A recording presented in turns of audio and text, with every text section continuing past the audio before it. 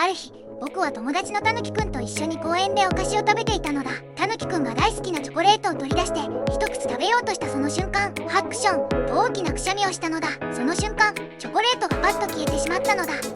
どこに行ったのだと僕たちは驚いて辺りを見回したのだ。でもどこにもチョコレートは見当たらないのだ。まさかくしゃみで消えたのだ。